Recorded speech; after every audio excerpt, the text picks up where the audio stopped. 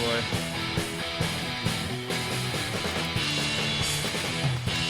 Yes. Andy just invented something. I did. Oh, I missed yeah. Welcome to Pot of Thunder, the recognized symbol of excellence in rock and roll podcasting, brought to you by Blue microphones. They look great. They sound even better.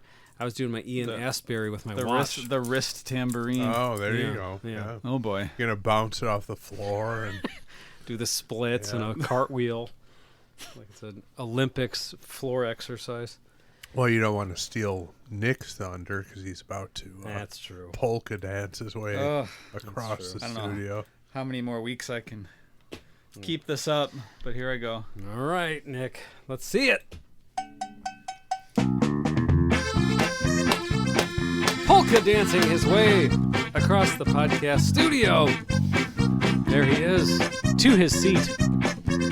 You know, the way we do it, we have a fourth mic at the other end of the room. He has to start the show there, then dance his way to his permanent seat over here. Kind of like when Paul Stanley flies over the crowd during Love Gun. Exactly. Yes. Very similar. Mm-hmm. Yep. All for us. No one gets to see it. Nick, welcome to the program. Thanks. And to your immediate left, you want him. We got him.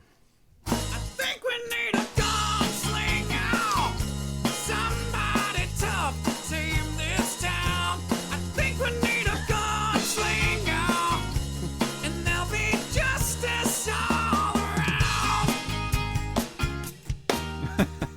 Put your hands together for the breakout star of the podcast, Medium. That's Chris L. We are Pot of We are Thunder. grooving tonight. We've got a hell of a program for you. Something's gotten into us. Well, the first thing I could tell you, there's not one pair of pants to be had in the room.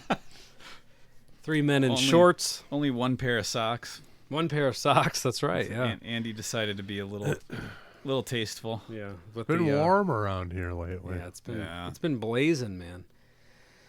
Yeah, I've got my Baja Blast with some added limes. Look at you. I'm a man of the islands today. Look at me.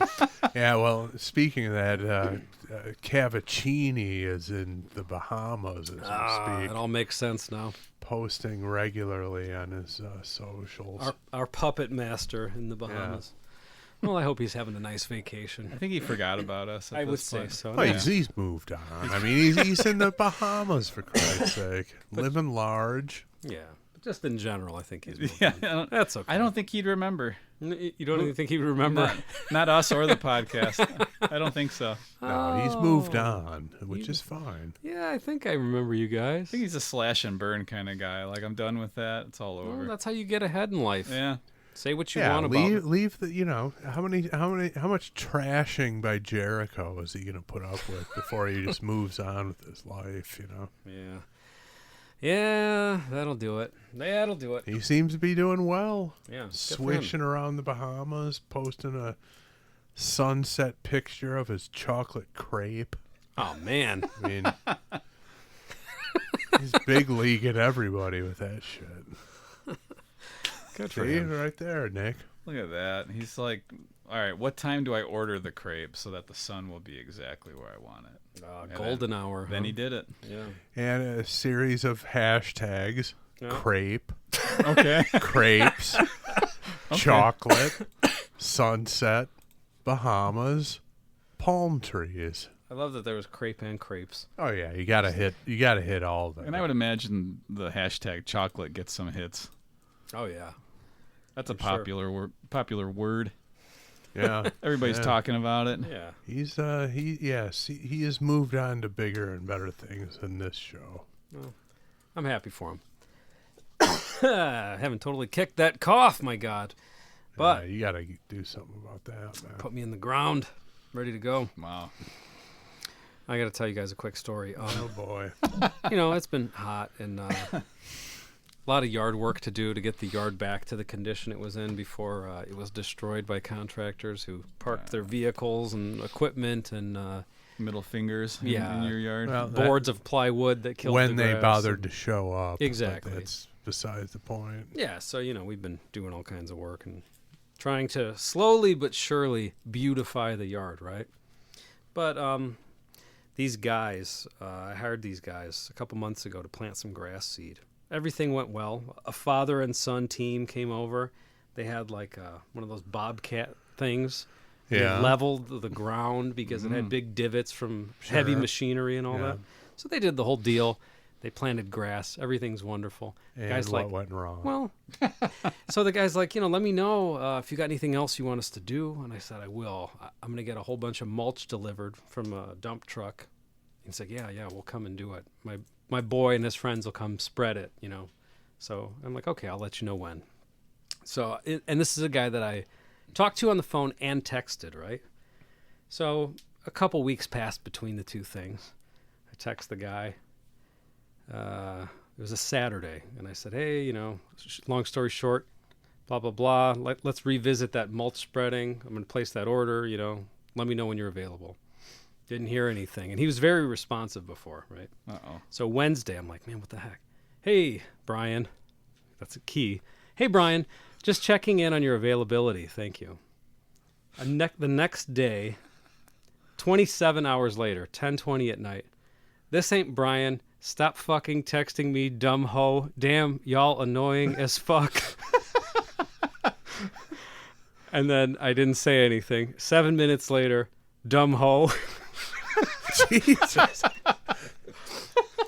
So what, did you put a wrong digit in, or what happened? It's the same chain with all the other conversation. Brian changed his so I number. think Brian lost his number or changed his number. Oh, he probably either that or he got gunned down in Chicago and somebody took his phone. It's very possible. Brian, I hope you're okay out there. But I have no other way to find Brian because he responded to something, an ad or something on Craigslist. I can't find him. He doesn't have a card because it's just him and his son. I don't know. I heard that same person just texted Cavaccini, but based on his whereabouts, they said Don Ho. They kept saying it over and over. Damn, that chocolate crepe. Don Ho. Don Ho, is he there?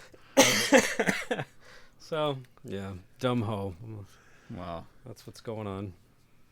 You don't even respond. No. And like, what transpired between those texts that compelled him to text dumb ho to you? 7 minutes later? Yeah. After It's like, what, are you just still simmering over the fact that you got an erroneous text?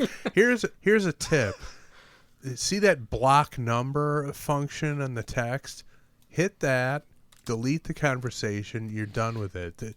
This need to fire back at people. Well, I mean, based based on the content of the text, I don't think we're dealing with a reasonable individual. well, of here. course not. But I'm just saying that, we've talked about it before. People have short fuses. Yeah. They're angry. We talked about that a little bit before we started recording. Yeah.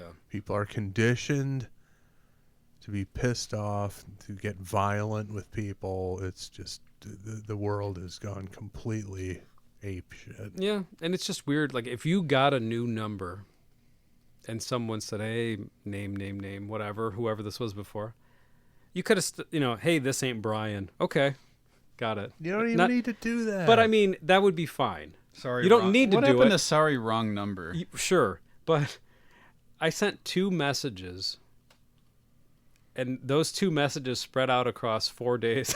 Stop fucking texting me, I dumb know. hoe. Y'all annoying as fuck.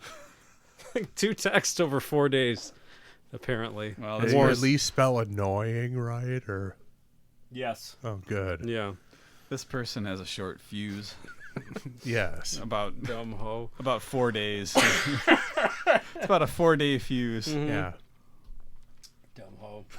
And it's also funny to me that it was 27 hours later. After And they chose to send Yeah. you something late at night. yeah, it wasn't like immediately after I sent the second message, like, stop texting me. This isn't Brian. They waited a day and a Even couple saying hours. stop texting me would be a bit That's a bit much. a bit uncalled for, but Yeah. But, yeah, Yeah. well, I'm a dumb hoe, so all what are right. you going to do? Well, And a dumb hoe with a pile of mulch in his yard that nobody's available to spread around. It's going to be my job. Pray for me in this heat. All right. Whose turn is it? That's a good question. it was mine, but You want it again? last, but whoever. Well, I technically collaborated with Todd on the last song selection, so I don't know if that qualifies as my choice or not. I mean, I would say no. Steered him in that direction. I would say it doesn't count. That's up to you guys. Yeah. I'm fine I say with it. Sounds good. I say you get a crack at the list. All right, that means you got to run Pope stuff if it comes to that, Nick. Get your phone out. I'm ready. People are loving it, man. You seen all the comments? Man, People are digging it. yeah, that's great. People love the Pope stuff. Some, who knows, some possible current Pope stuff coming, but we'll see. There are rumors of new Pope stuff. Always rumors swirling around the Vatican, aren't there? Yes. Yeah, there Megyn Kelly has got boots on the ground. Yeah. See, here's another thing. When she got whacked from what was she on NBC, and she got whacked for I think so. I don't know, God knows what, but she got paid in full for her contract, right? I would say yes, because I don't think she broke any. Why the fuck do you feel the need to work in any capacity after that? You're driven by this need to report the news or whatever she allegedly does. It's like go to where Cavaccini is and vanish. And just who works when they get a $50 million payout or however much it was? Yeah. Yeah, didn't she have her own show on one of the major networks? Yeah, That's what it a little was, bit on too? NBC, I believe. Yeah. Yeah. I don't remember what she said, but Did she say something? yeah, she did something that caused them really? to let her go and pay her out in full. Man, that's And then not replace a her. bad strategy. No, get a good contract and then say some sort of controversial stuff on Twitter and see what happens. Then- Yeah. Like as long as it doesn't violate your contract. Yeah, $30 million payout. Look at that. Well, that's why she's in Rome, just kind of. She was just there, probably. wait a minute. That's what she said. Oh, she did. In the video, she said, "Yeah, I'm on family vacation. There you go. Saw Wait a lot of cardinals here." Wait a minute. That's. I'm seeing another story. The figure is actually $69 million. Oh, my boy. Wow. And you're going to the fucking Vatican to report on something? Well, you missed she was already there, Chris. Well, what are you doing there even? Get your monkey ass to the Bahamas, for Christ's sake. Or somewhere tropical and Rome is a vanish. destination. She's just probably swirling around all over the exotic Probably destinations just of hopped the globe. off of her yacht for a little bit, and then it's Yeah. going to go to the next place. And Jesus. $69 million. Yeah, why bother? Anyway, forget it. Yeah, I hear you. All right. Well, we'll see if we get any Pope stuff today, but it's time for Nick to pull that lever on that bozo pewter. You ready? yes. Pull it then. Ah. Stand by. Let's go over to the Bozo Pewter.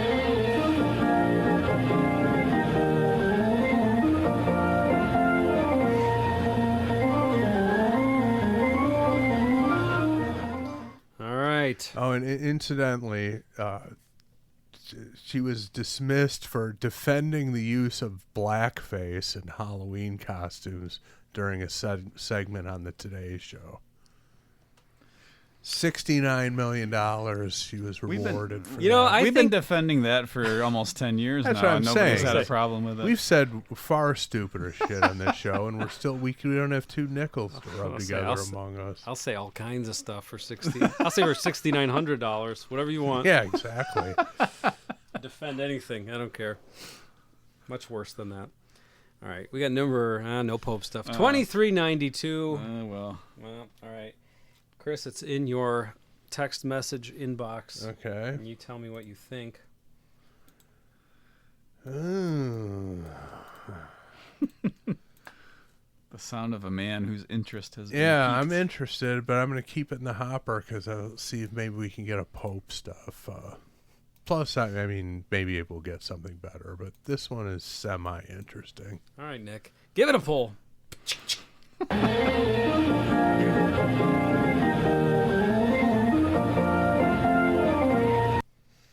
Oh, Number 1300 on the dot. Oh boy. All right, let's see here. All right, you gotta watch it with that theme music, because sometimes we come up empty with the Pope stuff. Okay. But whatever, it's going. Don't cut it Yeah. off. Oh well. Don't you worry. You got it? Oh yeah. Oh, good. Bring the Pope stuff, and Andy send me the song. Maybe I can record the Pope stuff and then read along to it and double track it. Well, what do you got something? Oh yeah. Read it. The year 1300 AD.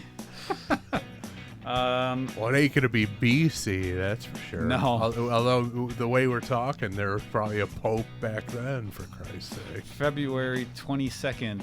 That's a no on the song, by the way, but go ahead. The Jubilee of Pope Boniface VIII is celebrated. It is at this celebration that Giovanni Vianney, I think that's how you say it, decides to write his universal history of Florence, the Chronica. What is a jubilee? It's is it a specific year? Let's see. Some sort of Pope-specific party? Well, is it's- that what it started out as? Well, because it's what? Popes Okay, and it's- cherries get jubilees. Every 50th year? Wow, so that Pope was in for 50 years? I don't know if that's What is he, fucking Or maybe- Queen Elizabeth? Who is this actually. guy? It says here it might have been every 25 or 50 years. So it's possible that he was Or 25 years. Yeah. 25 or 50. Figure it out. That's like Sort it out, you slug. that's like the same thing as 30 or 69 million dollars. Right, yeah. Yeah, I'm afraid I can't on the fly answer what exactly a jubilee is. Some sort of anniversary celebration. What was the name of the Pope again? Pope Boniface VIII. Boniface. All right. Well, Chris Bush They're making a fuss over Boniface back then. Yeah. So that one was terrible, huh? Can we out? out the listener that submitted it? I like doing that. I don't want to out him. He's Okay. nice. Okay, never mind. Yeah, it's not in the mood for that. Yeah. If it was a different guy, I'd be all over it. Yeah, we'll out people we don't like. We have no problem with that. All right, Nick, one more pull. Oh goodness. Possibility of more Pope stuff, too.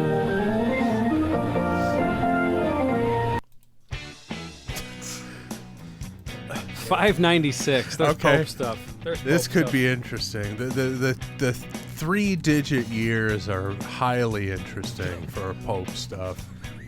You know what? And I'm there's something I glossed over from 1300. I know I should be moving on to the next year here. Hey, more Pope stuff. So there's an engraving that was done. I'm assuming it was done that year. It doesn't say exactly. Of Charon coming to ferry the souls to hell from the Divine Comedy, which is what the Scorpion song "Sails of Charon" is about. Really? Yeah. Okay. Sorry, I had to. All right. So what's the year on this one? Got some Scorpion stuff. We're coming up on 4th of July. It is Scorpion stuff season. Did you say 586? 96.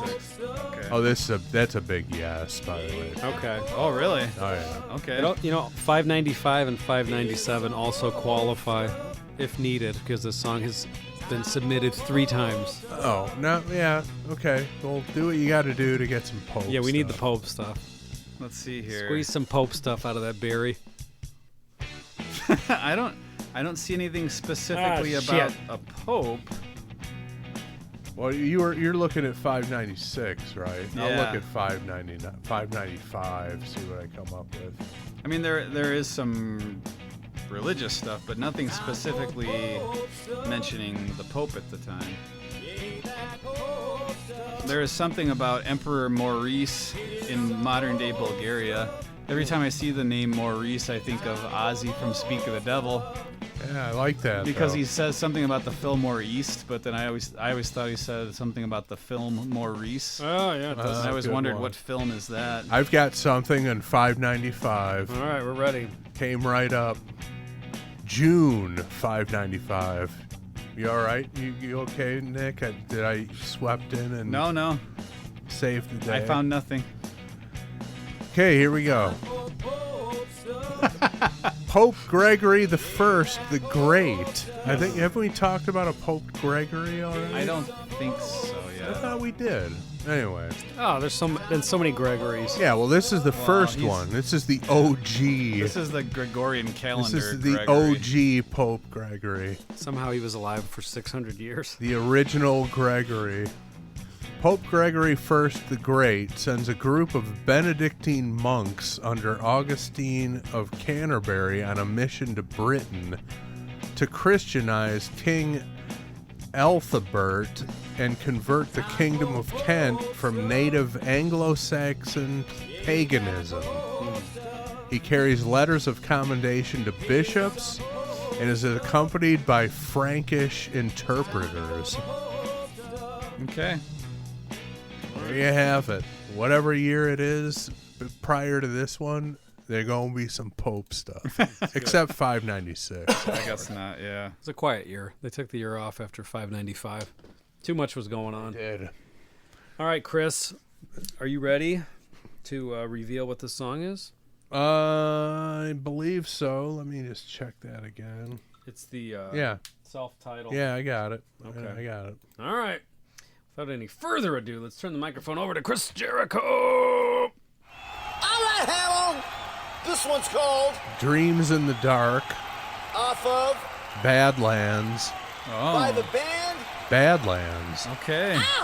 Ooh. A band that you have oft mentioned, I'd say. Yeah. Maybe not on the podcast, but I've definitely heard you talk about your affinity for Badlands. on Well, I'm many sure occasions. they've come up in conversation at some point on the show. I'd be surprised if we've never mentioned them, but yes, I talk about them frequently. Jake E. Lee's band after he left the Ozzy Osbourne band. So who's the lineup? All right, so the lineup would be Jake E. Lee on guitar, of course, Ray Gillen on vocals, Greg Chason on bass, I believe, and one Eric Singer on the drums on the first Badlands album. He was replaced because he joined Kiss, of course. Replaced on their second and third albums by the guy who used to be the lead singer in Racer X, who's Oh, right. actually a pretty damn good drummer. I would think so. If you have to fill in those shoes, right?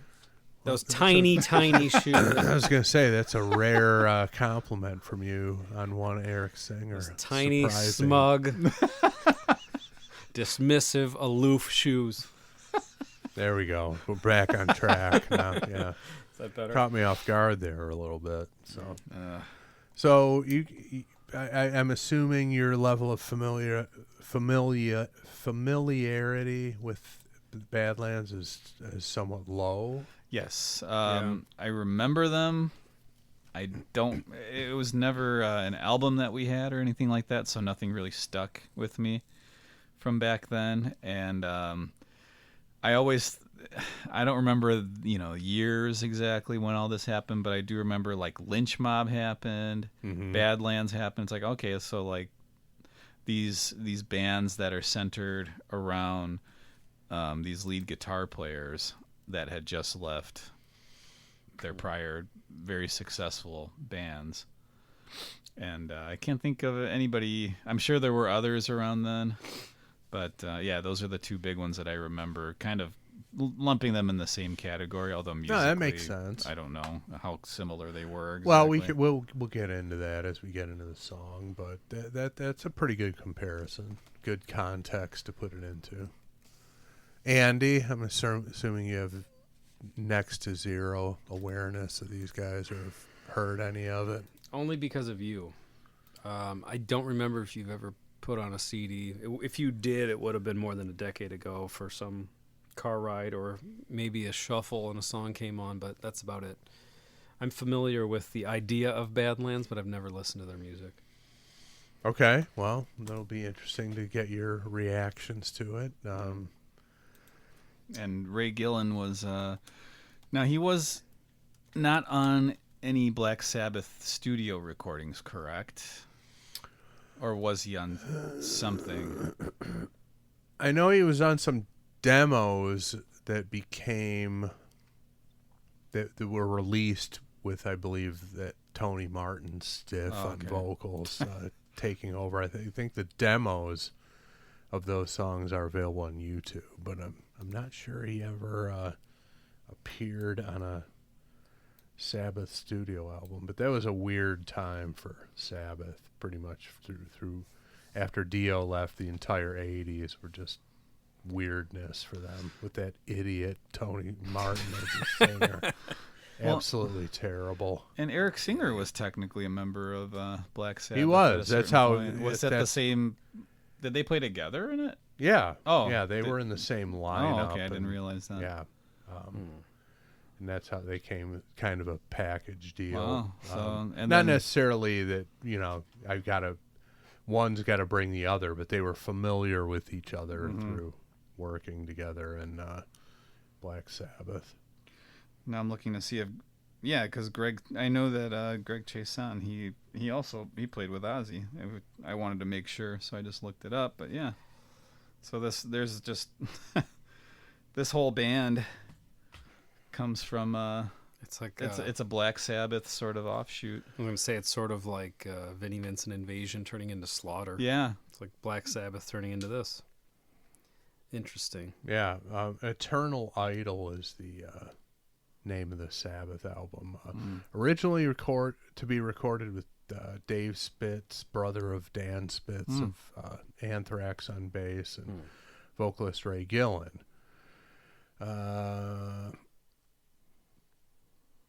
According to Bob Daisley, Gillen had struggled with the lyrics, and also management wasn't paying him and the rest of the band, so he quit shortly after they got back to England. Gillen and Eric Singer later joined Badlands. So, Gillen originally was a singer for Eternal Idol, and then that ridiculous jag-off Tony Martin took over. You just not like his vocals or something against him Everything personally? about that guy completely wrong for Black Sabbath. His look, his vocals, everything. He should have never. He's the Mark St. John of Black Sabbath. Had no business being in that band ever. Another little detail about Ray Gillen. Backing vocals on Strange Wings on the Hall of the Mountain King album by Savatage. Wow. How about that? That's good. That's street cred right there. Or, Yeah, man. or Guitar Center cred, It is. at least. Did you say was it Ray Gillen you were talking about, who you said struggled with the lyrics? That's what it says on Wikipedia. So, Who knows? Let's break down those two things. Struggled with the lyrics and wasn't getting paid. I think that was the main problem. The 1-2 punch of I quit, basically. He's like, I'm not sending you any lyrics because you're not paying me. That's just, you've got the two sides of the story right there. Yeah, exactly. Yeah. I'm struggling with the lyrics, and my landlord is struggling with the fact that I can't pay my rent. So we've got a problem here. Yeah. Okay. But people who know of this band love this band. People who are guitar nerds, fans of Jakey Lee, love this band almost unconditionally. So I'll just put that out there before we delve into it. Isn't, I don't know if Red Dragon Cartel is active, really, at this point, but isn't Greg Chaisson, wasn't he the bass player, or is he not anymore? He filled in a few dates, and I was that's lucky. One of those dates was at Reggie's, and I was lucky to be there. It was pretty cool to see him back on stage, but he's been kind of out of the business. But he was never the regular bass player. He just stepped in to fill that slot on a few live dates, one of which I was in attendance for. That's cool. Okay. So this is 1989, huh? Correct. So this is after the Ultimate Sin album, the last one he played on with Ozzy, which he only played on those two, huh?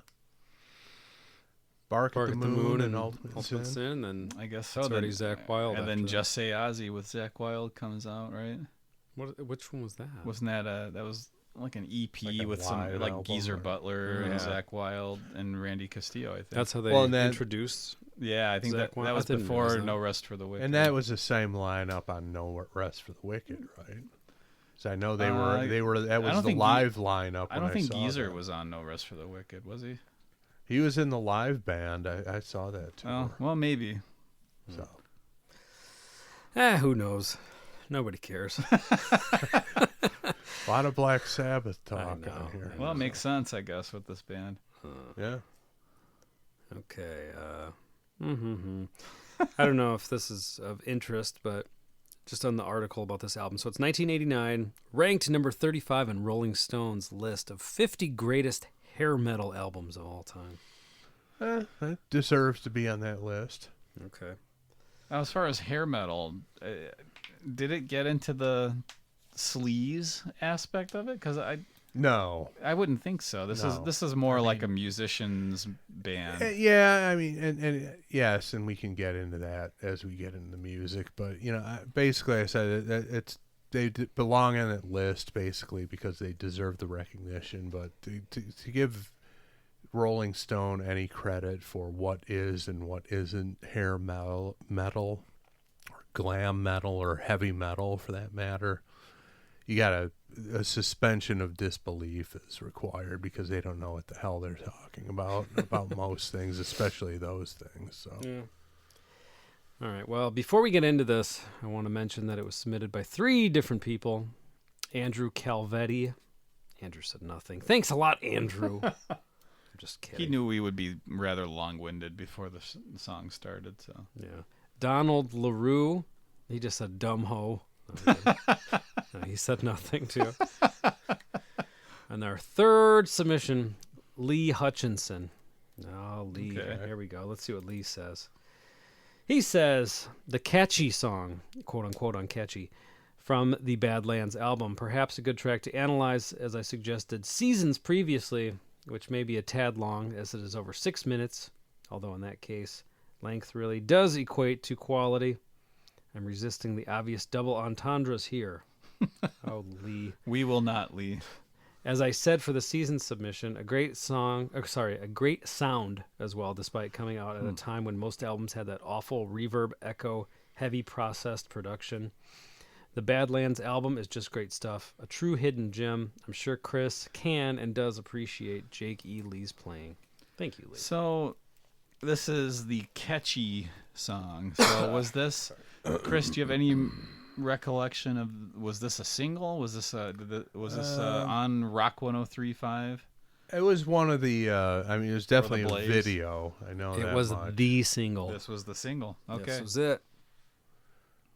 This was the only one that Really? they got to put out. Yeah. Okay. All Yeah. right.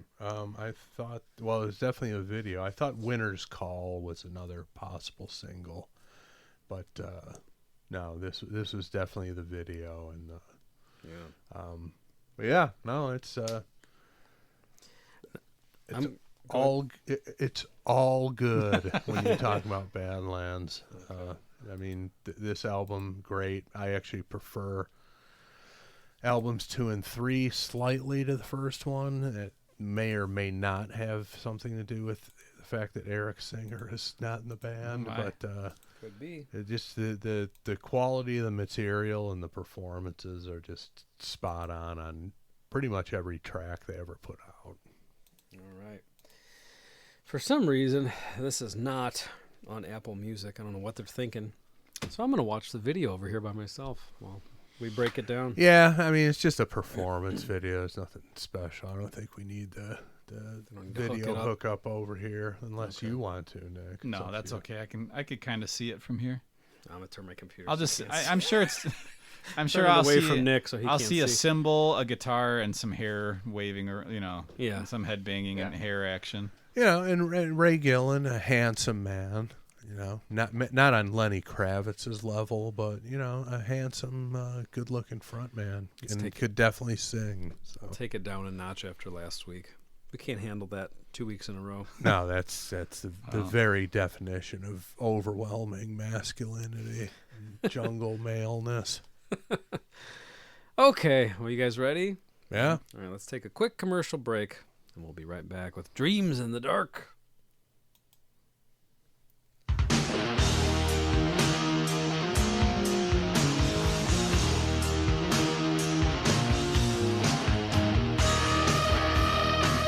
So the bass stood out to me right away. Very Basically soloing while yeah. Jake plays the rhythm it's there. Geezer Butler-esque, I dare say. Yeah, kind of. Yeah, it's not a bad comparison. You know, a lot of the Black Sabbath influences here, but it's, people. We've talked about this before. A lot of people, they talk about this album as being bluesy. You know, that whole thing that we've talked about before. Basically, what that means is it's not like glammed out metal. It's not just like vehicles for shred solos, and the singer's got that body to his voice where he's not like just totally singing the high registers. So the comparisons to Zeppelin, which of course you're gonna get the heavy blues rock vibe to it. It's I mean, I really can't pinpoint why people just put that blues label on like high octane rock that isn't like neoclassical or over the top glam, but that's what we have here. They just slap that label on it. So, and the other thing, you're not going to find this on iTunes because these albums have been out of print forever and they're impossible to find. Oh, really? The third one is actually on Spotify. Okay. So you can check that one out. That one is almost like a Carnival of Souls thing where it's not technically a finished product. It's like demos, but it sounds to me like further along than demo, but still a lot of great stuff out there. But the first two albums, impossible to find. I mean, you can find them, but you're going to pay through the nose to get your hands on a physical copy of either of those. Wow. Okay. Did Ray Gillen die close to the conclusion of that third album or something? I don't know when he passed away. I know he did. But. Yeah, possibly. I don't know the timing of it, but Looks like he died in 93, so Okay. probably yes. yeah, So that might be why then. right toward the end. And of course, that's the other thing about Ray that everybody, well, not everybody, but people are quick to point out when he's ever discussed online or on social media that he died of AIDS, complications of AIDS, and was either rumored or it was proven that he did this. He proceeded to sleep with several women knowing that he had AIDS and didn't say anything about it. So he's been kind of reviled for that. Okay. I'm still not completely convinced that that was proven to be true. I could be wrong about that, but it's like it's right up there with when anybody mentions Live and Dangerous by Thin Lizzy, somebody swoops in immediately and says, they recorded most of that in the studio. Anybody talks about Ray Gillen, somebody swoops in and was like, he's a piece of shit. He gave AIDS to a bunch of women and knew he had it and had sex with them. It's like, okay, everybody knows that. We don't need to talk about it anymore. So, anyway, that's some information for you. Well, for the record, the third album did come out in 98, 5 years after he died. So it was, something they were working on. It says 92, 93, he died, and then... Yeah, so that could, add legitimacy to the claim that it's not technically finished, although those songs sound pretty damn good to me. Actually sounds more finished to me than Carnival of Souls sounds finished to me. Okay. So. All right, well, let's dig in here. I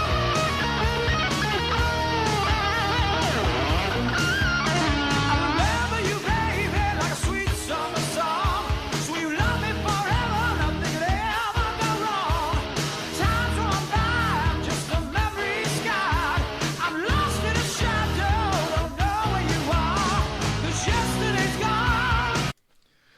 So, yeah, I'm not really getting like a blues per se vibe, but I guess I could see where someone would slap that label on it. There's some bluesier material on this album and Okay. also the others, but anyway. Yeah, it's. I mean, it's kind of, it's of the time. I would It's say. straight ahead, like Yeah. Sunset Strip rock. Yeah. Probably lean closer to Guns N' Roses than Poison, obviously. But I'm trying to think of vocally who he reminds me of. Maybe it'll occur to me later. a very strong voice, as you can obviously hear. Was known for that. One of the, definitely admired for his vocals, if not later reviled for what he allegedly did to people. And I will say allegedly. I've been reading that shit about him for decades, and I still have not seen like concrete proof that he actually did that. Now, if somebody listens to this episode and wants to post it, I'm fine with. I would definitely look at it and consider it, but I'm not coming from a fanboy perspective per se. Even though I definitely admire the guy for his music and his vocal talent, but it's a pretty serious allegation to drop on somebody, and I don't know. I mean, falsehoods and rumors can start, about something like that and just spread like wildfire. And I'm not gonna take it at face value until I see something that convinces me otherwise. That's exactly why Nick threw away that big tub of peanut butter a couple weeks ago. He didn't want to be accused of feeding that to people knowing that it was contaminated. It's true. Similar.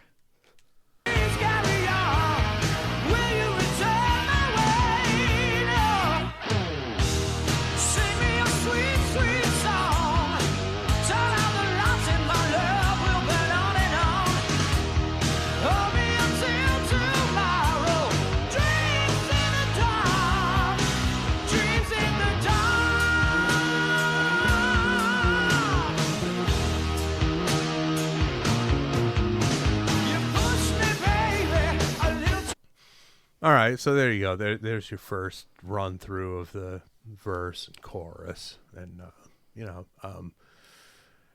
Jakey Lee, known. The thing about him is that, and kind of similar to Randy Rhoads a little bit, but I think Randy Rhoads did more of this than Jakey Lee. But like, he never really like interjected a lot of shreddy lead lines when he was doing rhythm.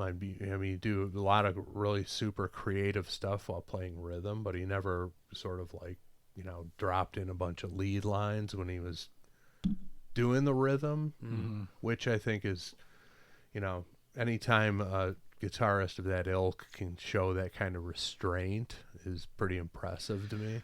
Well, because that's, and I don't know. I'm speculating here, but that's a pretty big Eddie Van Halen move stylistically. Is to blur the line of lead and rhythm. And Randy Rhoads, especially in the live stuff, he would do that. Like at the end of each vocal line, if he had a chance, he would throw in something. Not as much on the studio recordings with Ozzy. I guess. I don't think from the stuff I've seen of Jakey Lee playing live, seems to respect the rhythm quite a bit and take his leads, kind of like when Brad Gillis replaced Randy Rhoads for a little bit. Right. There, he didn't really. There'd be parts where you would expect, Randy Rhoads at that point in the song would have like hit a pinch harmonic or something like that. Yeah. And Brad Gillis just kind of was playing the chord and kind of let it ring. So little bit more restraint. Just nothing wrong with either one. No, it's just a stylistic decision, and also like Jakey Lee's sort of thing. With you listen to the rhythm on "Bark at the Moon," it's like, okay, that's as good as any lead playing that anybody's gonna hear, especially that just that right hand that he's got going on, and you can hear little bits of it, but in this song, but definitely the more you hear it, if you key in on what he's doing, he's doing, like Nick pointed out, that really sort of creative Eddie Van Halen style rhythm playing that really adds to it. And then with those lead-ins to the verses, he's sort of playing rhythm underneath the bass lead lines. So that's kind of cool. Turn your back on my loving, let my wounds in the past. Stories been told and a lesson is learned. I know where your love lies. I mean, there's a definite David Coverdale quality to his voice. That's a good call, yeah. It's I wouldn't say quite as powerful as Coverdale at his peak, probably around this time period actually. Not quite as powerful, but there's a definite Coverdale quality going on there. Yeah, that's actually a great observation. That would be the primary comparison here.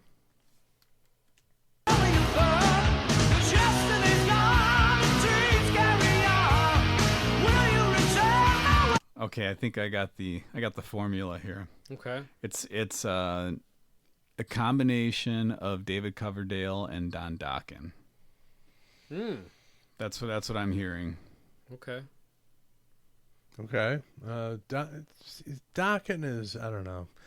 He's definitely completely tarnished his reputation of late. He could possibly be worse than Vince Neil at this point. If you've seen any clips of them recently, That's how he's tarnished it, by being bad live. He's on that level in terms. I mean, Vince Neil's certainly tarnished any reputation he's had, and Don Dokken's doing the same thing. Yeah. So. Okay. And Coverdale's voice is shot too. Everybody knows it. That's why they're doing the farewell tour. But Bon Jovi's voice is shot. Paul Stanley. Yeah, I felt bad for Bon Jovi during that little time period recently where everybody was on his case. It's like, come on. What's this guy's problem? Yeah, it's people are a bit vicious. And I don't know. I guess there's a responsibility. Several people called him a dumb hole for not being able to deliver the vocals anymore. 4 days after they saw the concert. Mm-hmm. Yeah, I don't know. But people are unnecessarily vicious. Although I can see where there is a responsibility on the part of the performer. Mm-hmm. To deliver to a certain level. It's if you just physically can't do it though, then it becomes about the songs and it becomes about just kind of the presence of the front man. Yeah. And a lot of people are fine with that. Well, they are fine with that. I mean, speaking strictly of Bon Jovi at this point, I mean, the soccer moms, grandmothers at this point, who are showing up, they just, it's like we talked about with the live albums, they're filling in the missing pixels, if you will, in their own minds, and it sounds great to them, but there's no getting around it. The vocals on those clips from Minneapolis or whatever, a Target Center or something, were absolutely horrendous. I mean, but then, you're really going to just step aside when people are filling up arenas to see you? The other aspect of it, and Bon Jovi's big on this whole thing, is that he's got to keep that. He doesn't have to, but he feels an obligation to keep that whole organization going. Yeah. There's a lot of people he employs. Right. To keep the circus going, and if he quits, a lot of people are out of work, or they'll find other jobs, but not on that level. And he plays up that Jersey family thing, like this quasi mafiosi thing that he puts out, which is patently ridiculous. We all understand this, but I think deep down he buys into that and feels an obligation to people who work in his organization, and that's a real thing for these people. Yeah, it's got to be a lot of pressure, Yeah. like a whole lot. Yeah. I've got people counting on you. That's not a good position to be in. Yeah, It really isn't. No, Think that's about that. that's the other luxury of this podcast is we know we can't count on each other for shit. So And no one's counting on us for yeah, anything. there's zero Perfect. pressure on us to do anything proper. So we can't relate to, and nobody can relate to. Yeah, and I what wouldn't want to. What the obligations are of going on to Well- Bon Jovi or anybody else who's continuing on, and they just can't deliver anymore. Yeah. And then you have the Megyn Kellys of the world who just get handed $69 Yeah, million exactly. and To she do still- nothing. and she just can't go away. and just accidentally stumbles upon the biggest news story of the year. Yep. She's just there. I just happen to be here. I mean, if she got $69 million for that, I deserve at least 70 for my Tom Willis commentary of the previous episode. But I'm going to get nothing, and there you go. You receive nothing. You didn't offend anybody. No. Can't offend anybody if no one's listening. There you go. The tree falls in the forest principle. Well, people like to be offended, so let's Oh, yeah. spread the word. people Fuck you guys. people are Shitty. people are just waiting. Shitty guys at home. People are just waiting for erroneous texts to land in their phone, so 27 hours later they can tee off on that individual. How many drafts did that go through before they sent it to you? I was gonna say the guy sent it. This could very well have been a woman. who Could be a sent woman. this. I've heard women speak like this. There's no reason to think this has to be a man who texted you. In the age of Real Housewives of Beverly Hills, where these women are kicking each other's ass on every episode, absolutely. Yeah. My wife tells me, Andy might, I don't know if this goes on at Bishop Knoll, but my wife says when a fight breaks out at her school, when it's between two girls, it's exponentially worse than if it was between two boys. They just fucking go ape shit on each other. I'll have to ask around about that. Yeah, chances are that doesn't go on at Bishop Knoll. But just more violent and more theatric and just violent and unrelenting and Jeez. just nasty and So yeah, Nick's There you go. totally right about that. dumb hoe. That's it. Sing me a sweet, sweet song. Turn on the lights, my love will burn on and on. Hold me until tomorrow. Dreams never dawn. Baby, I know that you're leaving. It's all around you.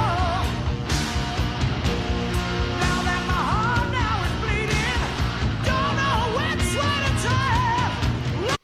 Just wanted to cut it off there because we're going to go into a different gear here in a minute. But those arpeggiated chords Shaky Lee's playing through a overdriven, distorted amp, but yet there's still that clarity. I mean, that's one of his gifts to me. Is just like he plays through a roaring amp, full tilt distortion, but just still is able to articulate all those notes and get that clarity. Yeah, he's and I think in the opinions of the hard rock public, I think his stock only continues to rise as far as his reputation People goes. love that Dragon Cartel stuff, as well they should. Yeah. But that second album they put out, Patina, I think it's called, there's some quality shit on there. People love that stuff. And he laid low for years. He was one of those guys like almost like the dude Vito Bratta from White Lion. It's like guys who are on a pretty high level in terms of 80s rock guitar and just exited the industry. Yeah. How long was he out? Like 15 years Long or something? time, Yeah. something like that. Wow. And then he came back with Red Dragon Cartel, and it was pretty fucking good, man. Yeah, and I think I can't speak for a lot of people, but I think a lot of people would enjoy if Vinnie Vincent did something like that instead of kind of the comeback that he's had. Not to knock it, but I think a lot of people probably would like, he's in a band, they have an album, they're touring, which is what, Jakey Lee came back with a band, an album, and a tour. And I think that's what people really, really want. Yeah, I guess, but I just don't think he has the capacity to get something like that together in a band situation. That's the other thing with Jakey Lee. It's like Badlands, Red Dragon Cartel, he's part of a unit. He's not. Everybody knows it's the Jakey Lee show, but it's not under his name. Each band has a name. The Red Dragon Cartel, the first album, was more cobbled together. It had multiple singers, Deano, Robin Zander, etc. But he still called it like a band name. It wasn't just a Jakey Lee vanity project. Yeah. I mean, it had more of a band vibe to it. all right. But yeah, we're going to go into something, shift into another gear, and you're about to hear more of that kind of Bark at the Moon rhythm playing here. It takes it to another level.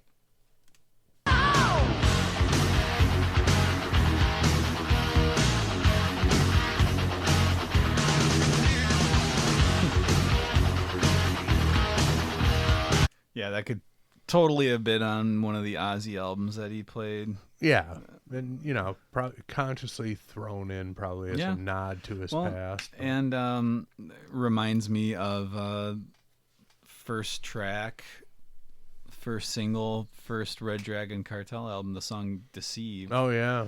I remember seeing an interview around the time the album came out, and he said, "I consciously needed something that was rhythmically like Bark at the Moon, and it was almost an afterthought, but And that's kind of his trademark. I mean, it's like, you want people to branch out, or maybe you don't, but generally people want to hear musicians branch out, try a little something different. But, in certain cases, when you've come out with something as iconic as the rhythm part on Bark at the Moon, that becomes your calling card, and you should never turn your back on that 100%. And he never really did, and everybody's, myself included, super happy about that. So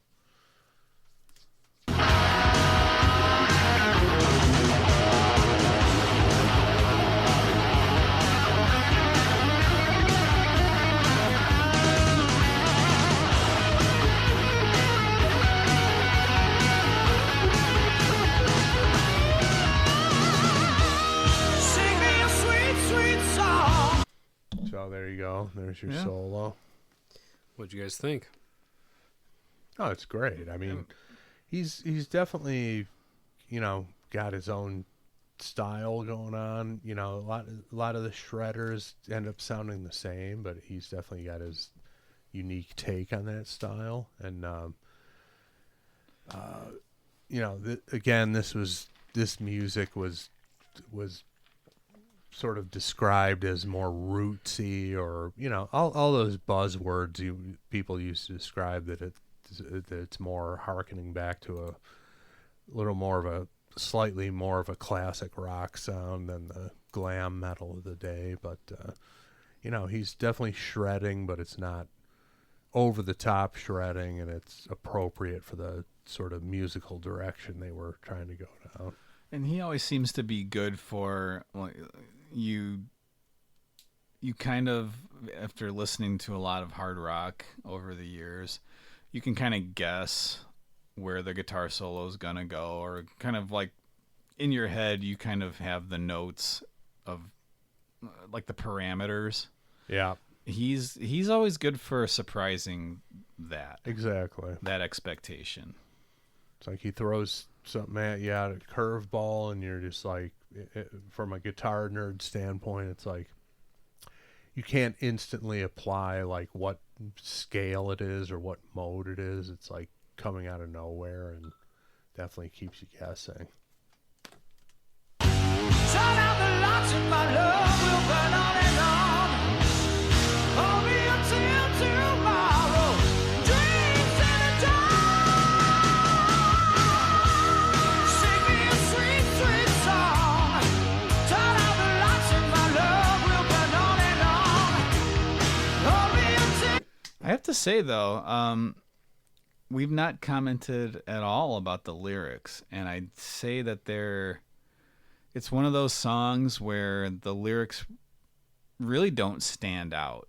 Yeah, I totally agree. There's really nothing lyrically where I'm gonna walk away and remember it. Like musically, yes, but lyrically, not really. And that's not a knock necessarily. It's just there's nothing particularly memorable going on verbally. And the other elephant in the room, kind of similar to what you just mentioned, we've heard nothing from Andy about anything on this song. This is music he just does not like. I'm just going to go out on a limb and say that. Am I wrong? You're not wrong. I had a question just from looking at the video. What are your guys' opinions on the Jackson bass with the pointy headstock? It's fine. I mean, I don't know. No issue with it. I mean, I always hated it. hated it. Always Okay. hated it, and it's growing on me now. Like in the last year or so. So is that what you were doing? Is that what you were doing on your phone? Yeah. While the song was on. Kind of, yeah. How much are they? I mean, you can get them for as much as you want. You can get a cheapo or an expensive one. Okay. But yeah, you know, like with the regular body style, but just with that Didn't Jackson pointy head. Yeah. I'm Gene trying- Simmons had some Jacksons Yeah. in his stable in the 80s. I think they put one of his axe basses was made by Jackson really? during that time. Did yeah. Bobby Dahl play one of those? He played BC Riches. Okay, probably. never mind. Yeah, Yeah, I'm with trying the to- fucking fluorescent colors and whatnot. But BC Rich had a similar. When they went full shred with the guitars they were making, they had a 6-in-line headstock similar to the Jackson one. Okay. I kind of like the Jackson one just because the script presentation of the logo, like a cursive. Yeah. And plus, it came to everybody's attention when Randy Rhoads busted out the Jackson V. So I mean, people definitely loved it for that reason. Well, People other than Andy, of Well, course. no, I think it's cool on a 6-string guitar. I just think on a bass, it's Andy was It's always more of a odd. Charvel guy. Yeah. yeah. That was my line in the sand. I don't know. What do you like? Just because we're talking about that, what do you think of odd-shaped bass bodies, like a V bass? Do you guys like that? Hate it? Neither. Yeah, I'm not. The V in particular, I think, is definitely weird on a bass. Plus, that reminds Chris of Dana Strum. He played. Oh, well, that. Yeah, he that looked more like a canoe paddle, which is appropriate for him. But Want like, him to go away. but like like for example, the Nikki Sixx playing a BC Rich Warlock bass that was also a guitar shape. That didn't bother me. No, I mean that's closer to like a double cutaway style, but. I thought he always looked really cool when he had. Now I don't know what the make model of it, but it looked like the Thunderbird. Mm-hmm. Yeah, bass right. Back Yeah. in the early mid '80s. Yeah, That was a great look. I think that's what he plays now. Pretty Yeah, much I, exclusively. I think for the most part, yeah. He's been getting paid by Schecter. Well, Schecter but I think makes they've his got that basses. same. It's the same shape. style, Yeah, but yeah. he's got an endorsement deal. Yeah. You know, Yeah. he's not going to leave any money on the table either. Definitely not. I mean, clearly, look at what they're doing. Yeah, what We've a seen the fiasco. videos. And the broken ribs controversy. It's like, what the fuck is going on with those clowns? Party's over, guys. Just across but the but board. again, the people are filling the fucking stadiums. Why should they quit? I think it's coming soon, though. Well, it has to. Eventually, you're gonna die. Yeah, I know. I just feel like also you see more and more people getting fed up It's with just it. falling it's gonna, apart. Yeah, I think eventually that's gonna reach a point. Are you talking where- about all the hard rock, all the dinosaurs in Yeah, particular? yes. Are just they're not necessarily gonna die off. They're gonna maybe be run out of town. It's a race to the finish line. Yeah. I'm telling you, people, as long as people are buying tickets, they ain't going anywhere. Why would they? Hey, I saw Motley Crue's final tour. Oh, good for you. How'd you do You that? thought you did. I saw it. Nikki Sixx sat us down and told us the story. How the Oh, he made band everybody started, sit down. Made everybody sit down. I'm like, this is only something you do when you're never coming back to this town. Well, never underestimate the sheer unadulterated gall of Nikki Sixx. Yeah. The man has no shame whatsoever. Nikki was killing the town, huh? Killing the business in that town. So they could never return again. But But they're gonna. here they are. They're back. They're gonna, and one of the, you know, if you're a big band and you're playing a big show in Chicago, then Oh, I'm sorry. that's okay. Then they're playing Wrigley Field. That's what the biggest of the big bands, either there or Soldier Field, right? Mm-hmm. That's where you play. So this is not a whimper. No, it's not. It's huge. Yeah, but and you know, people have nobody to blame but themselves when they buy a ticket to this bullshit. That's the other thing. It's not cheap. Oh fuck no, it's not cheap. It's not like it's $15. We're gonna go have some beers. It's like $250 or whatever for the bad seat. It's insane. And these same idiots are complaining about gas prices now. Probably. Too. Yeah, Same idiots. well, it's true. Yeah. Yeah. Well, any event at a place like that is gonna be ridiculous. They could have us at a place like that. Live Pot of Thunder recording at Wrigley Field, Field. and, No, like and you'll get into $1,000 for the Well, those for the other good fuckers seats. who had the podcast who were at Red Rocks Yeah. or whatever. Yeah. I don't know, man. We are living in the end times. I'm convinced of it. And why we aren't getting our cut of it is a mystery to me. Yeah. All right. Let's finish it off here. We got about 30 seconds left. Tomorrow, dreams in the dark, dreams in the dark,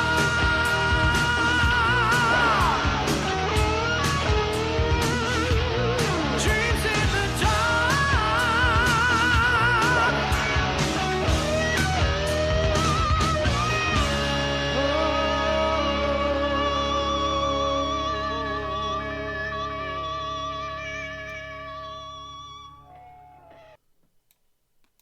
That's it. There you That's go. We did it. It's fun to watch Eric Singer care a little bit. Doesn't happen much these days. Well, no, nowadays He's he's pretty entitled at this point. nowadays he's messing up the ending of Detroit Rock City and blowing Paul Stanley's cover. He basically, that's like an assistant blowing a David Copperfield trick. Yeah, I and guess it being so. caught on camera I guess and shared kinda. with the world. Yeah. How Yeah, embarrassing. but he doesn't care at this point. What are they going to do? Kick him out of the band at this juncture? No, it They're doesn't matter. staggering to the finish line. Dude, I'm telling you, it's happening. These Yeah. guys have it timed just right, though. Yeah, no, The you, Kiss You know, does. or these guys who are like 70, Mm-hmm. who, you know, like we said, you know, we all love him, but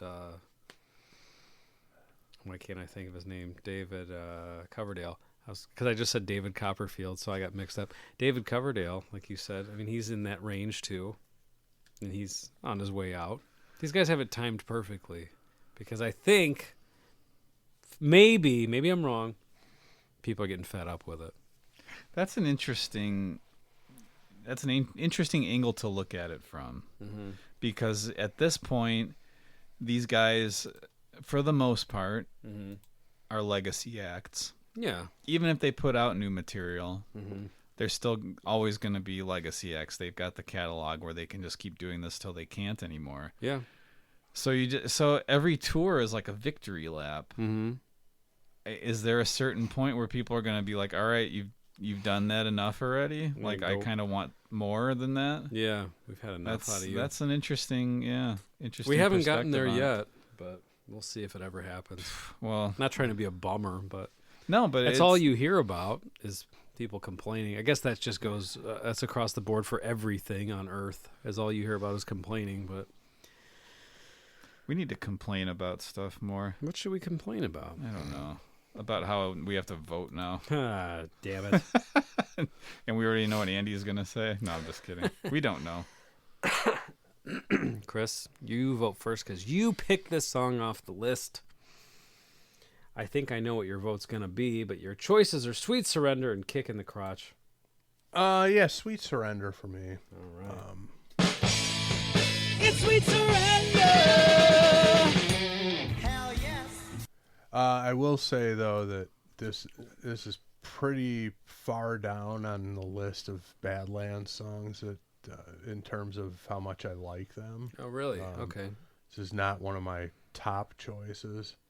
I definitely tend to be a deep cuts guy in general, but they got much better material. I mean, I like the song. It's getting a Sweet Surrender for me for sure, and there's a lot of good stuff going on. But I mean, I could probably rattle off at least 10 other Badlands songs that I like more than this one. Okay.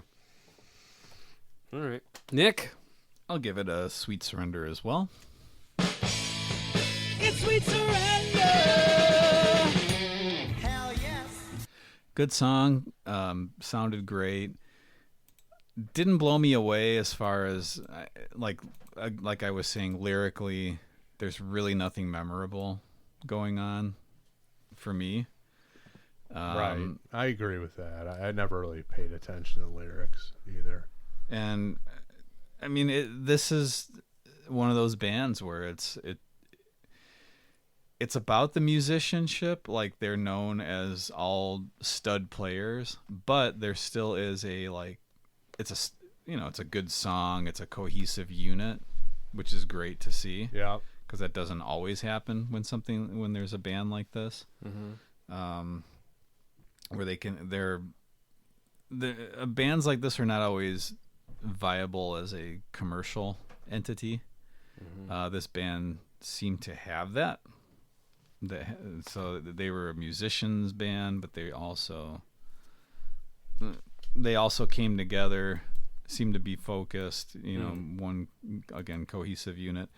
So yeah, enjoyed it. Didn't blow me away, but Chris recommends the deep cuts, so maybe something from that category in their catalog. Well, all the albums are worthy of listening to all the way through. I'm directing that comment at Nick. Andy will ignore that, and he's entitled to that. I don't think he would enjoy it as much as Nick would or I would, but all of the stuff is worthy. All of their albums are worthy of listening to in their entirety. All right, something for Nick to check out. My turn to vote. I'm kicking it. It's a humiliating kick in the crotch. I did enjoy the section when you said it went into another gear before the solo. That was, Yeah. reminiscent of his work in Ozzy. I didn't think it was a bad song by any stretch of the imagination, but already right now I remember not 1 second of it other than that Ozzy part. Uh-huh. So, I don't know. There you go. I didn't want to give it a Sweet Surrender just to prolong this and then kick it right away. Well, you've never done that in the history of the show. You've never, returned the favor that I gave you on Move On. That's not true. I think it is true. No, I can go through it. I'll point some out to you. Yeah, I'm not thinking of any. Wait a minute. You've never shown any courtesy on this. No, that's not true. Shenanigans. How many have I ever... I feel like I might have the fewest amount of crotch kicks out of anyone on this show. Get J.I. Worthy on the line. You forgot about us. What I'm talking about is when you were really excited about something. Exactly. It's happened. I'll find some examples. I would be curious to see. I don't like anything. So let's find any time I gave anything. Well, that's true. A positive vote. There you go. And you certainly don't tend not to like songs of this ilk. Yeah. So yeah, it makes sense. Yeah. Well, I don't want to be rude. And plus, to be honest, I'm not gushing about it either. I love Badlands, but like I said, this one's way down on the list Badlands songs I like. And I like the song, but there's tons more that are better. Yeah. I believe you. I'm going to have to check those out. And the other thing is that this talk about a band that knows how to open an album. 3 of the greatest album openers ever. You've got High Wire on this album.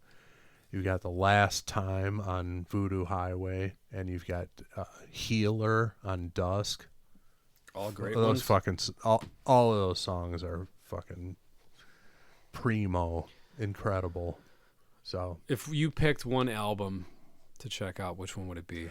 I would recommend the second one because again, the third one is technically not finished. It sounds pretty far along to me, but you know, the word on the street is that it's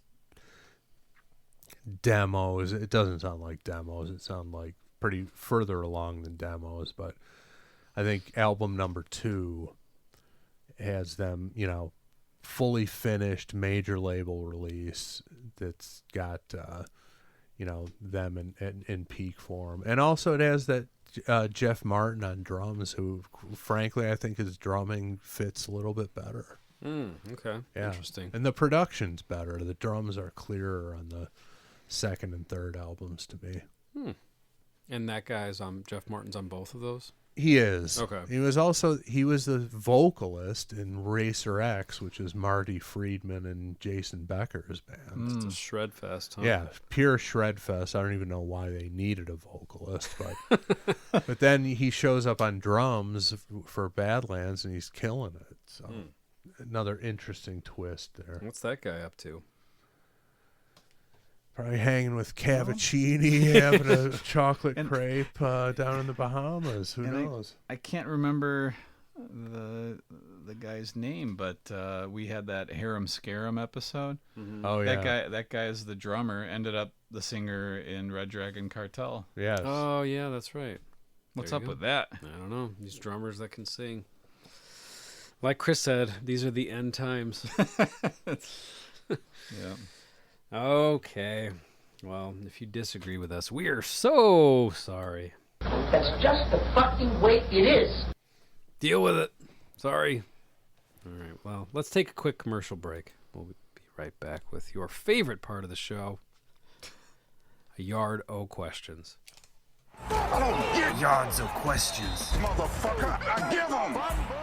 Swing away. Yes, Chief.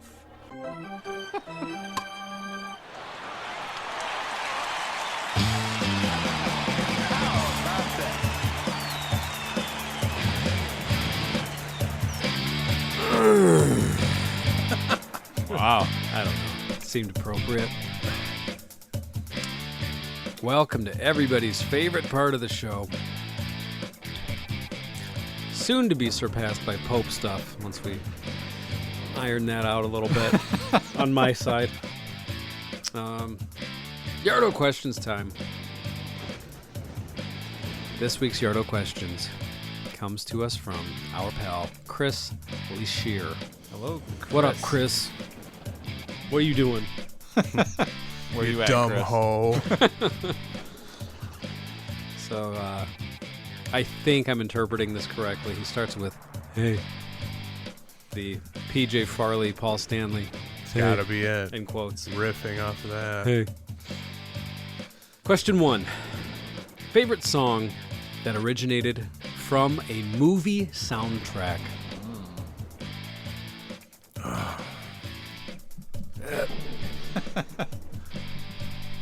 Nick's got like 50 of them probably. Man. Nick was, that was Nick's heyday when the 90s movie soundtracks were huge. Yeah, there are. I mean, trying to just pick one instead of rambling on about all the soundtracks that I like. You got your Bill and Ted's. You got your Last Action Hero. Got the Crow. You got the Crow. You got your Beavis and Butthead Do Got America. Even the Howard Stern movie Yeah, had some good yeah. ones. Mm-hmm. Dang. I got a good one. So little bit of shenanigans, but it's the one that's springing to mind. So should I go, or are you ready? Yeah, you could go if you got one. So from the Say Anything soundtrack, track 2 is a live version of Cult of Personality by Really? Living Colour. And I tell you,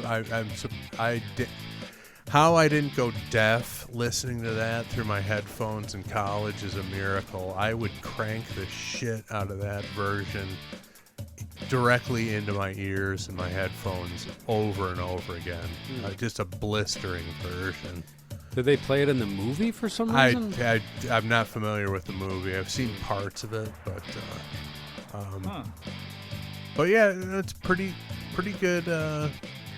Pretty good soundtrack. One Big Rush by Satriani is on there. Taste the Pain, Chili Peppers on there. Oh yeah, that's right. Skank Into the Beat, Fishbone is on there. Some other stuff, but Was that Taste the Pain? There's a Chili Pepper story. I think that's right. It was before Mother's Milk, even though it's a song from Mother's Milk. And it was like right when Chad Smith joined the band, and they're like, "Hey, we're gonna go cut this song for the soundtrack." And he's like, "Nah, I'm going home for Christmas." And they're like, "What's up with this dude? Like he didn't care." I never heard this. Yeah, like he was. His first order of business. Yeah, he's like, no, I'm leaving. Oh, he's been with him ever since. Yeah. So something worked He's with that. pretty indispensable, I would say. Well, and it was also the story about you can join the band if you shave your head. And then he showed up with his head not shaved. And they're like, "What are you doing?" He's like, "I'm not shaving my head." They're like, "Okay, fine. You can still be in." Yeah. it." He's that good. Yeah. so. They tried to haze him a la Newstead, and it didn't work. Yeah. Newstead, on the flip side, put up with everything that they subjected him to.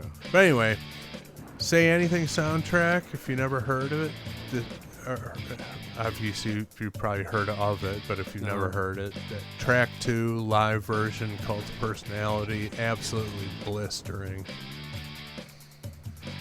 I never knew that was on there. I'm looking at. It's almost like now. I'm looking through like a playlist that I have, and there are a few songs from soundtracks, and one of them that came up, it's like, oh yeah, I like that song, and I don't really know why, but I think the chorus is fantastic. I think the verse is laughable, and the music. Musically, it's laughable until we get to the chorus, but We Don't Need Another Hero, the Tina Turner song from the Mad Max movie. Something about that chorus I always thought was great. But then when it's got like a weird pan fluty kind of, it's kind of a dumb sounding like musical instrumentation going on. But yeah, I forget about that song, and I'm like, oh yeah, I really like that song. I mean, I've mentioned this soundtrack before, but I'll pick a song off of it in particular. I like them all, but the Josie and the Pussycats soundtrack is fantastic, and probably my favorite song on it is called "I Wish You Well." Just some really great hard pop punk on there. You've talked about that before, and I agree. Yeah, it's an underrated soundtrack and movie. I enjoy the movie. Yeah, the movie is very entertaining. Yeah, I agree. Better than Mockingbird Girl? Mockingbird Girl's number 1. I'm glad you brought that up. I forgot. Well, no, you don't have to give your all-time favorite. No, but even though that would be probably number 1. That song holds a special place for me. Yeah. I just didn't think of it. Okay. Which sounds like it makes no sense, but put what it on time the is spot. it? It's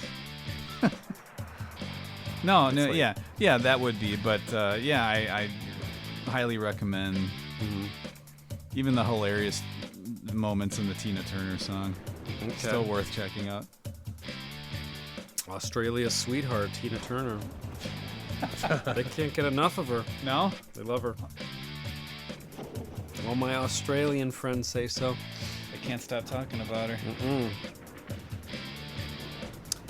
Question 2. Favorite movie sequel or threequel, etc. Well, I have an instant answer. I don't know if you want me to go now. Yeah, go ahead. Said it before, say it again. Harold and Kumar, Escape from Guantanamo Bay. That second one is a masterpiece. Blows away White Castle, you know. What's the third one? The Christmas? third one is 3D Christmas, Okay. yeah. I've never even heard of that one. Yeah, it's not that great. But the second one is a masterpiece. Flawless, lowbrow comedy.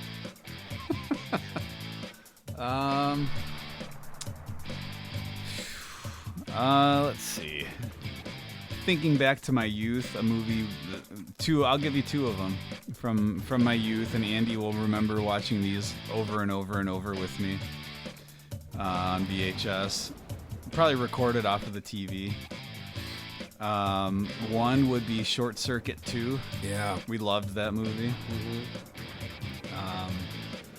And I'm kind of, I guess I'm a sequel guy. Like a lot of, I enjoy the sequels more than the originals in several cases. Some of them more controversial than others, but another one being Police Academy 4, Citizens on Patrol. Oh, yeah. That to me is the best one. And I realize a lot of people will say, wait a minute, you're out of your mind. I don't know. Something about that one. That's the one for me. I wonder if you watched all of them, if it's actually the best, or if it's just because you've seen it the most. I don't know. I don't know, but Because that's the one I'm the most familiar with, too, because we had it taped off of TV or something. But thinking about it now, there's so many great parts to that movie. Yeah. Proctor and on the Porta-John getting In the middle of the football getting field. lowered onto the it might be a baseball field baseball, during the whatever. anthem. And then they take the... Then they take the top off of it, and he has to stand up and salute during the. It's just so much. Yeah. I've never seen a second of any of those movies, believe it or not. See. We talked about MASH, right? Are you a Burns guy, or are you Right. a Winchester guy? Our friend Joe is a Burns guy. Yeah. And I still don't get it, how anybody could be a Burns guy, but he is. He gave me a hard time about it after we discussed it on Oh, the he did? episode. Yeah. He's wrong, but Well, way to go, Joe. way to go. What made you think of that? Well, because they had, I can't think of there's Captain Harris, who also had a role in MASH. I can't Oh, yeah, think of Rizzo. Yes, Yeah. Rizzo. And Oh, yeah. but then there was the other guy who had like in the first couple movies, there was like the one scene where his eyebrows came off and you had to draw them on. I can't think Yeah. of his name. Yeah. I'm a Harris guy. Harris and Proctor, Yeah.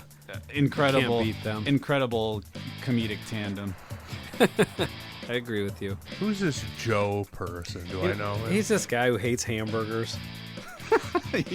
He's a buddy of ours. He's Rich's brother. Oh, okay. Our friend All right. Rich, who's been on and been with us on many of our adventures. He's Rich's brother. yeah, he's a Burns guy. Yeah. Although he did say Colonel Flagg was his favorite, I can't fault him for that. Yeah, I agree with that. One of the great characters in TV history. That guy is just side-splittingly funny. Yeah. Every appearance. All right. Question 3. Favorite TV show that was a spin-off? And while you think of it, Chris says, this bedroom dickhead would go with Eye of the Tiger, Rocky 3, and The Jeffersons. Thank you, Chris. Okay. All sensible decisions. Spin-off.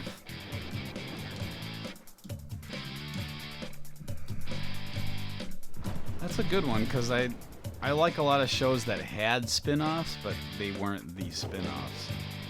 I'm trying to Okay. think of one that was the spin-off. I'm gonna have to go with something that my wife got me into, and I've probably seen every episode at this point, and it's a lot of episodes, as you'll realize when I reveal the name of it. But Law and Order SVU, that fucking show's been on almost a quarter century at this Goodness. point. Crazy.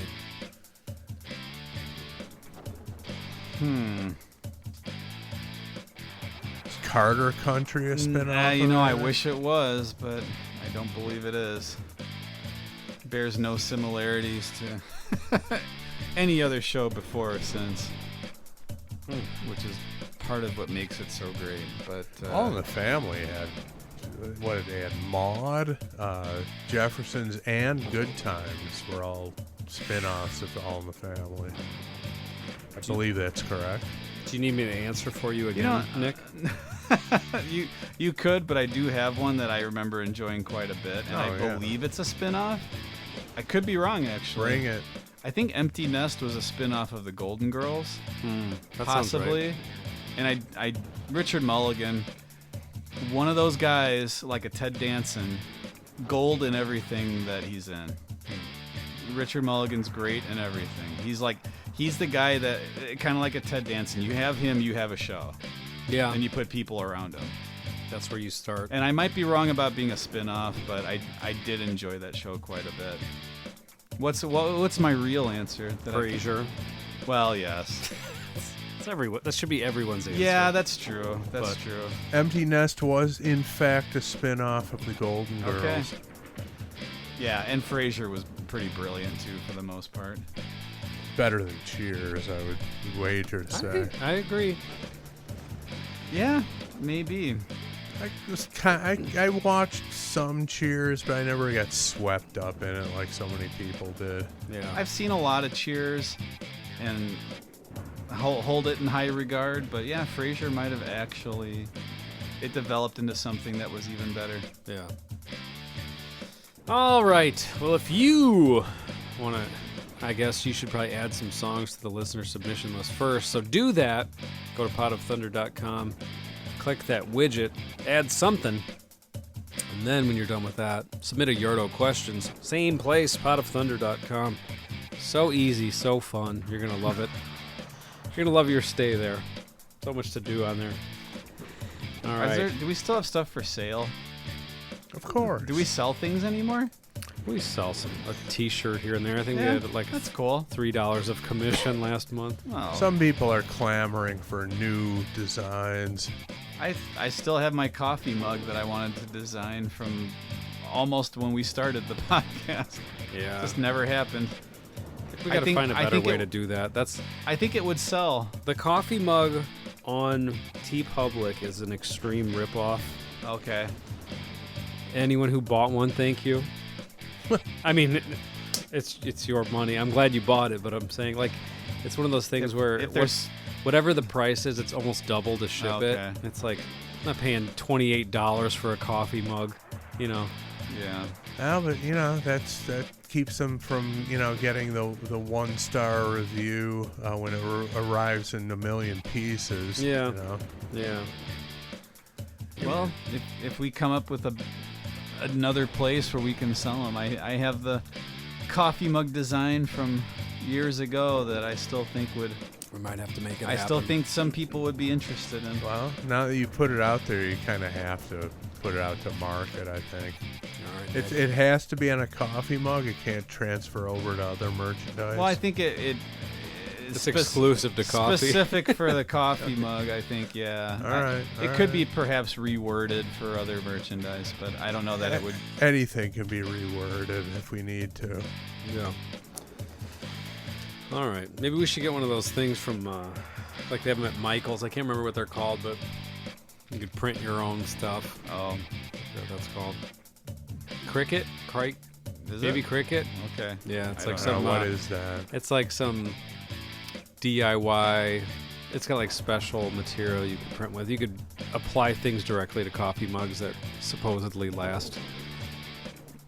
And like you could open your own Etsy. It's like a tool that an Etsy person would use for various. Yeah, that's a useful thing in this Yeah. modern world. Mhm. Yeah. Maybe the "What Would Tom Willis Do" image would be good for some merchandise, just with the initials, that meme I made. People would buy that, I think. They bought. I mean, we spent most of the day sending each other horrible T-shirt designs that we found on the internet that allegedly people are buying. So Yeah. there's worse designs that people buy. Absolutely. All right. Well, I think that's going to do it. We'll be back next week with more Pot of Thunder.